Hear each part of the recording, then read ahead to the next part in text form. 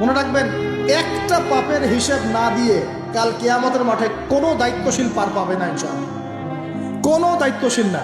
না, এই যে আমি লেকচার দিচ্ছি না, আল্লাহ পাক আমাকেও দাঁড় করাবেন, দাঁড় করায় বলবেন, তোমাকে আমি দিনের যে জ্ঞান দিয়েছিলাম সেই জ্ঞানের হক তুমি আদায় করেছো কিনা হিসাব দেওয়া। এই যে বড় বড় মুফাসসিরে কোরআন, মুফতি, মুহাদ্দিস বসাচ্ছেন, পাংখা দিয়ে বাতাস করছেন, হ্যাঁ, চা খাওয়াচ্ছেন, কফি খাওয়াচ্ছেন, এক একজনকে আল্লাহ পাক দাঁড় করাবেন, বলবেন কোরআন সুন্নাহর যে আমানত দিয়েছিলাম সে আমানতের সাথে কতটুকু তুমি হক আদায় করেছো হিসাব না দিয়ে পার পাবে না তুমি। ফাইজলামি মনে করেছেন নাকি দিনকে? ঠিক একইভাবে সমাজের, রাষ্ট্রের দায়িত্ব আল্লাহ পাক যাদেরকে দিয়েছেন এক একজন ব্যক্তিকে আল্লাহ পাক দাঁড় করাবেন, দাঁড় করে জিজ্ঞাসা করবেন কোন কোন জনগণের কোন কোন হক তুমি নষ্ট করেছো, কার কার হক দিয়েছো, কার কার দেও নাই, সবার সামনে হিসাব দাও, তারপর জন্ম দেবে। এত সহজ না, এত সহজ না। দুনিয়ার জীবনের প্রতিটা কাজের হিসাব আল্লাহর কাছে দিতে হবেই হবে, এটা গ্যারান্টি।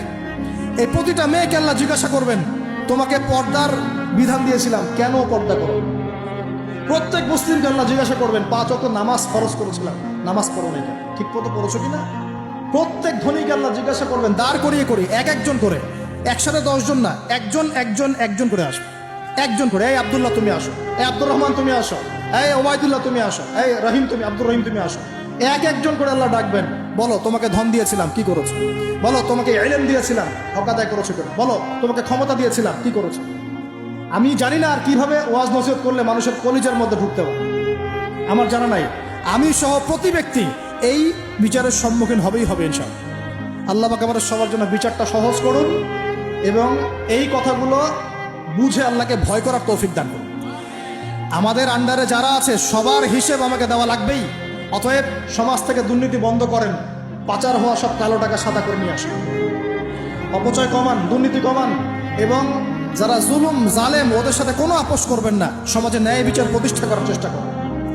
জালেম যদি আপনার নিজের স্ত্রী হয়, নিজের সন্তান হয়, তাকেও শাস্তি দেওয়ার ব্যাপারে যাররা পরিমাণ মায়া দেওয়া প্রদর্শন করবেন না। এটা হবে ওমরের শাসন ইনশাআল্লাহ।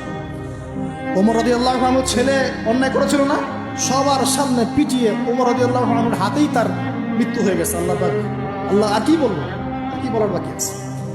আল্লাহ রাসূল সাল্লাল্লাহু আলাইহি ওয়াসাল্লাম বলছেন, হে ফাতিমা, আমার মেয়ে ফাতিমাও যদি চুরি করত, আমার মেয়ে ফাতিমার হাতটা কেটে ফেলে দিতাম একেবারে। কে বলছে এটা? আমাদের নবী মুহাম্মদ সাল্লাল্লাহু আলাইহি ওয়াসাল্লাম বলছেন, আমার মেয়ে ফাতিমাও যদি চুরি করত, তার হাতও আমি কেটে ফেলে দিতাম একেবারে। আর আমরা আমাদের দলের লোক, আমাদের সংগঠনের লোক, আমাদের সামাজিক সংগঠনের লোক, আমার চাচা, আমার মামা, আমার খালু, আমার অমুক, এই করতে করতেই তো সব শেষ করে ফেললাম। একটা সাইন করে দিলাম, যাও ওখানে যাও, তোমার জব হয়ে যাবে।